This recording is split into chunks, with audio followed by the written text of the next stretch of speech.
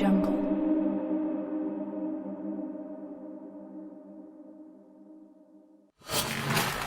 अस्सलाम वालेकुम जी, this is Ashraf Zia. और आज की वीडियो में हम लोग डिस्कस करेंगे एक बहुत ज़्यादा पूछे जाने वाला सवाल और बच्चों का एक बहुत बड़ा concern, a message for those universities जिन्होंने एग्ज़ाम अभी कंडक्ट करना है एमडी कैट का ऑन 22 आया कि नम्स का एग्ज़ाम, जितने उसमें इरेगुलरिटीज़ थी, जितना वो एग्ज़ाम मुश्किल था, जितना वो एग्ज़ाम आउट ऑफ सिलेबस था, क्या इसका मतलब ये है कि एमडी कैट का एग्ज़ाम भी ऐसा आएगा? अगर एमडी कैट का एग्ज़ाम ऐसा आ गया तब बच्चे क्या करेंगे, और हमें अब एमडी कैट की किस तरह से प्रिपरेशन करनी चाहिए ताकि इस किस्म के ट्रॉमा से हम बच सकें। और इसके अलावा शहीद जुल्फ़िकार अली भुट्टो मेडिकल यूनिवर्सिटी जो कि नम्स के पैटर्न को बहुत क्लोजली फॉलो करती है और नम्स के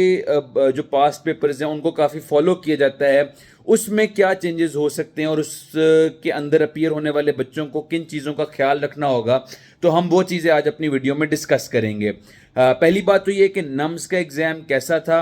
और उसमें क्या क्या रेगुलरिटीज़ थी, बच्चों का क्या कंसर्न थे। हमने कोशिश की कि अपनी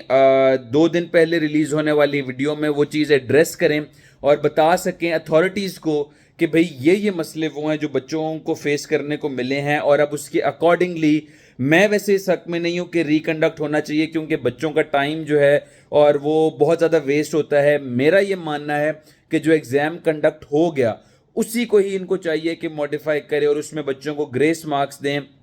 जिन एमसीक्यूज़ की स्टेटमेंट्स गलत थी, जिन एमसीक्यूज़ की जो ऑप्शंस थी वो गलत थी, उनको जो है ठीक करना चाहिए, क्योंकि रिकंडक्ट अभी इस पॉइंट पे करने का फ़ायदा नहीं है, क्योंकि आपका एग्ज़ाम जो एमडी कैट का एग्ज़ाम है, जो आपका मेन एग्ज़ाम है, बड़ा एग्ज़ाम है, वो आज से 20 दिन के बाद तकरीबन कंडक्ट होने वाला है। तो ऐसे में अब एक और एग्ज़ाम जो है उसका रिकंडक्ट होना, मेरा ख्याल है कि आपकी उसकी तैयारी को काफ़ी ज़्यादा अफेक्ट करेगा। हाँ, बाद में अगर रिकंडक्ट होना या जो भी, वो बाद में देखा जाएगा, लेकिन मेरा ख्याल है कि बच्चों को अकोमोडेट करना चाहिए, बच्चों को एक नए इम्तिहान से गुजारने की ज़रूरत नहीं है। अब बात यह आती है कि बच्चे कहते हैं कि जी अब नम्स हो गया, अगर एमडी कैट भी ऐसा आ गया तो हम क्या करेंगे, या क्या एमडी कैट ऐसा आएगा जैसा नम्स एग्जाम था, अब हम अपनी स्ट्रेटजी क्या बनाए, अब हम क्या चीज़ें चेंज करें अपनी एमडी कैट की प्रिपरेशन में। तो मैं उन तमाम बच्चों को क्लियर कट बताना चाहता हूँ कि नम्स ने जो बेड़ा गर्क करना था और जो खाना ख़राब करना था उन्होंने कर दिया। पता नहीं कौन सी भड़ास थी या कौन सी 2 नंबरी उन्होंने करनी थी जो उन्होंने कर दी। हाउएवर वो बच्चे जिन्होंने अभी एमडी कैट का एग्ज़ाम देना है, मैं उनको यही एडवाइस करूँगा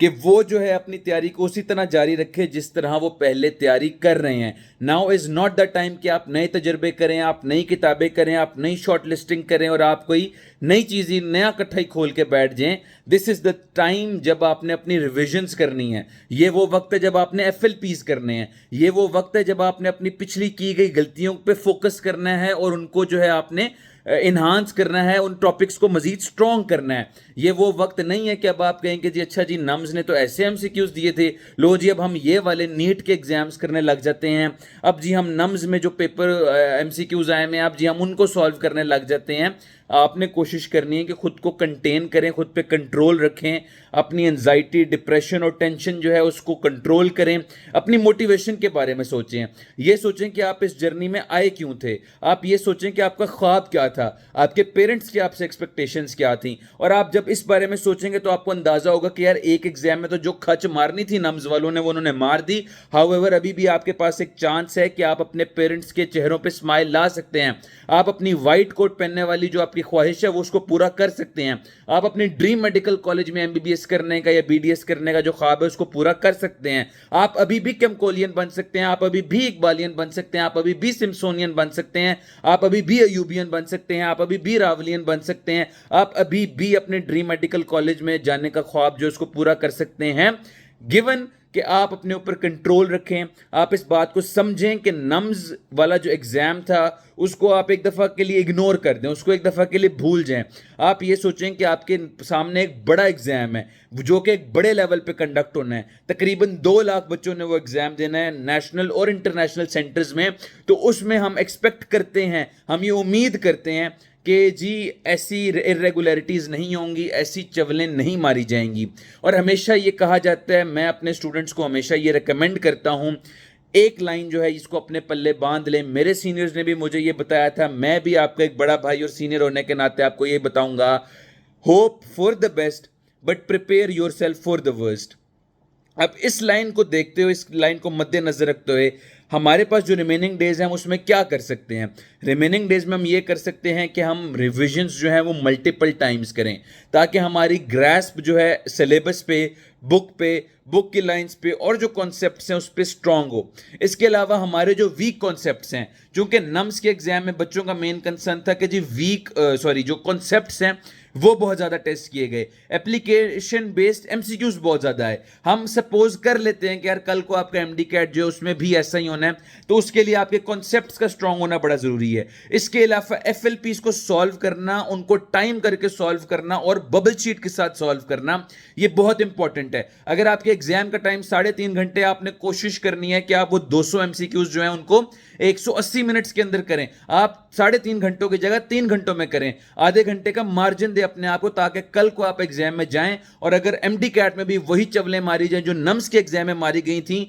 तो प्रोटेस्ट, रिकंडक्ट और वो सारी आवाज उठाना वो बात की बात है। लेकिन हमने चूंकि पिछले सालों में देखा है, आवाज उठती है, गलत की जाती हैं, थोड़े बहुत ग्रेस मार्क्स देके बच्चों को चुप करवा दिया जाता है, एडमिशन्स क्लोज हो जाते हैं और वो जो एक शोर होता है, वो जो प्रोटेस्ट वगैरह होती है, वो साइड पे लगा दी जाती है। लेकिन अब हम यह नहीं होने दे सकते। हमने आपको ट्रेन करना है कि आप एग्जाम में ही इतना अच्छा परफॉर्म करें कि एग्जाम तो कम से कम अच्छा हो, और उसके बाद हम देखेंगे कि यार हमने प्रोटेस्ट करनी है, हमने पीएमडीसी के खिलाफ एक्शन लेना है, हमने किसके खिलाफ आवाज उठानी है। तो बात यह है कि आपने एफएलपीज प्रैक्टिस करने हैं, खुद की टाइमिंग को अच्छा करें, खुद बबल्स को फिल करना सीखें, कॉन्सेप्ट्स को बिल्ड करें, और जो आपके पास गिवन टाइम है उसमें रिविजन्स मैक्सिमम करें, एफएलपीज को सॉल्व करें। और सबसे इंपॉर्टेंट चीज, जो इससे पहले गलतियां कर चुके हो आप एफएलपीज में, प्रैक्टिस बुक्स में, उन सब पे गौर करें और कोशिश करें कि उनको अवॉइड करें। जहां तक बात है कि जी अब एमडी कैट तो वैसे नहीं होगा कि जैसा नम्स था, तो देखें ना, तो मैं कोई ऐसा कोई वो हूं कि जी मैं बता सकूंगा जी फ्यूचर में क्या होना है, ना ही मेरा ख्याल है कि कोई और बंदा जो है वो बता सकता है कि जी फ्यूचर में क्या क्या चीज़ें हो सकती हैं। कहने वाली बात सिर्फ ये है कि वही है कि hope for the best, prepare for your self for the worst. आप दुआ करें, आप नमाज पढ़ें, कुरान पाक पढ़ें, आप अल्लाह से दुआ करें कि या अल्लाह मैं अपना बेस्ट दूंगा, मैं अपनी पूरी तैयारी करूंगा, मैं एक रिपीटर हूं, मैं एक फ्रेशर हूं, मेरे पास 1 साल था, मेरे पास 3 माह थे, मैंने अपनी पूरी जान लगा दी। अपने पेरेंट्स को बताएं कि देखिए अम्मी अब्बू, मैंने अपनी पूरी एफर्ट कर दिया, आपने देखा कि मैं 2-3 माह से किताबों से हटा ही नहीं हूं, अब मैं अपना बस बेस्ट देकर आ जाऊंगा। मैं कोशिश करूंगा कि मैं अपना बेस्ट दूं, अपने ड्रीम मेडिकल कॉलेज में जाऊं, अपनी नर्व्स पे कंट्रोल रखूं, टेंशन में ना जाऊं, टाइम पे पेपर कंप्लीट करूं, और फिर उसके बाद मैंने अल्लाह पे छोड़ देना, और अल्लाह वही करेगा जो आपके हक में बेहतर होगा। अगर आपका इस चीज़ पर ईमान पक्का हो जाए तो वाकई आप अपनी ड्रीम्स को जो है वो अचीव कर सकते हैं, और आपकी ज़िंदगी में आगे जो भी होता है आप उसके साथ जो है वो इक्तफा भी कर लेंगे, और आपके लिए वो चीज़ एक फ़ायदेमंद भी रहेगी। और इसके अलावा ये भी है कि जो नम्स का एग्ज़ाम हो गया, उसको एक अपने ऊपर जो है बस आप ये समझ लें कि आजमाइश थी, एक खाम खा का प्रेशर था। आप बस उसे पॉजिटिव्स ये लें कि आपको एग्ज़ाम का अपना एक्सपीरियंस हासिल कर लिया, आपको पता चल गया कि यार इस तरह का भी एग्ज़ाम आ सकता है, और बस कोशिश करें, दुआ करें कि एग्ज़ाम जो आपका आए वो कंपेटिटिव हो, क्योंकि इस एग्ज़ाम का मकसद ही कंपेटिटिव होना होता है। लेकिन ऐसा भी ना हो कि बच्चों के जो है वो हौसले पस्त पड़ जाएं, बच्चे इस जर्नी से ही साइड पे हो जाए, बच्चे कहते हैं हमने डॉक्टर ही नहीं बनना, बच्चे डिप्रेशन पे चले जाएं, बच्चों के पेरेंट्स टेंशन में आ जाएं कि यार ये बच्चे के साथ क्या हो गया है। तो बस आपने कोशिश करनी है कि आप अपना बेस्ट दें, और बस अल्लाह से दुआ करें, और लास्ट के डेज को अच्छे से यूटिलाइज करें। आगे क्या होना है हमें नहीं पता कि क्या होना है, लेकिन जिन्होंने नम्स का एग्ज़ाम दिया उनको तो एक्सपीरियंस हो गया, जिन्होंने नहीं दिया वो भी ये एग्ज़ाम एक दफ़ा सॉल्व करें, इसको देखें कि भाई एग्ज़ाम कैसा हो सकता है, और कोशिश करेंगे बस अपना बेस्ट दें। अब एमडी कैट नम्स जैसा आएगा कि नहीं वो कोई भी नहीं बता सकता, लेकिन हमने तैयारी ऐसी करनी है कि अगर आ भी गया तो हमने अपना बेस्ट देना है, हमने कोई कसर नहीं छोड़नी। We won't leave a stone unturned कि जी ये रह गया, जी मैंने ये मिस कर दिया था, काश मैं एक और रिविजन कर लेता, काश मैं और एफएलपीज कर लेता। अब वो वक्त खत्म हो गया। अब आपने शॉर्ट लिस्टिंग पे फोकस करना है, जो शॉर्ट लिस्टिंग की हुई है, जो मिस्टेक्स नोट की हुई हैं, जो मिस्टेक्स की हुई हैं, जो डेफिशिएंट टॉपिक्स हैं, उन पे फोकस करना, और कोशिश करना है कि आप उसमें इतना अच्छा परफॉर्म करो कि अल्टीमेटली आपका एग्जाम भी जो है वो अच्छा गुजरे। जो हो गया उसको छोड़ दें, जो रहता है, जो मेजर पार्ट है आपके एग्रीगेट का 50% फॉर्म करता है, उस पर फोकस करें और इंशाल्लाह इंशाल्लाह इंशाल्लाह आप सब बहुत अच्छा करेंगे। एमडी कैट एग्जाम में भी हम होप करते हैं कि वो इस तरह के ब्लंडर्स नहीं मारेंगे, एग्जाम एक अच्छे लेवल का होगा, लीक नहीं होगा, स्टेटमेंट्स ठीक होंगी, आंसर की ठीक होंगी। और मेरी दरख्वास्त है तमाम अथॉरिटीज से, पीएमडीसी, यूएचएस, ईटा, सजाब एमयू, सिंध वाली से, बलूचिस्तान, एजेके, गिलगित वालों से कि काइंडली जब आप एग्जाम बनाते हैं तो उसको रिव्यू किया करें, उसकी स्टेटमेंट्स को रिव्यू किया करें और आप उसको भी रिव्यू किया करें जो आप आंसर कीज बना रहे हैं। इसके अलावा कुछ लास्ट पॉइंट्स जो हमने नम्स के एग्जाम से सीखे, अगर आपको कोई एक एमसीक्यू मुश्किल लगता है आप उसको प्लीज स्किप करें और आगे मूव ऑन करें। जो एमसीक्यू जो आपको फंसा रहा है, जो आपको आता ही नहीं है जब आपने पहली दफा पढ़ा है, जो टॉपिक आपको लगता है कि यार मुझे डाउट है इस एमसीक्यू में, यार इसका जवाब ये भी हो सकता है, ये भी हो सकता है, kindly leave such MCQs for the end. आप कोशिश करें कि पहली गो में सिर्फ वो एमसीक्यूज करें जो आप पढ़ते जाएं और आपको ठग करके उसका आंसर स्ट्राइक करें कि हाँ यार इसका तो कंफर्म्ड आंसर यही है। तो ये चीजें कुछ हैं जो हमने अपने नम्स के एग्जाम से सीखनी है। इसी तरह कुछ वो जो टर्म्स आ गई थी कि जी ट्रांजिटिव वर्ब्स, ये वो थोड़ा बहुत टाइम लगा के, आधा घंटा लगा के पढ़ लें कि यार ये क्या चीज़ होती है, ताकि कल को शहीद जुल्फ़िकार अली भुट्टो का एग्जाम कुछ बच्चों ने देना है और भी एमडी कैट के एग्जाम होने हर प्रोविंस के अलग अलग, तो कहीं उसमें ऐसी कोई चीज़ ना आ जाए। तो कोशिश करनी है कि पॉजिटिव्स लें जो भी एग्जाम आपका हुआ है,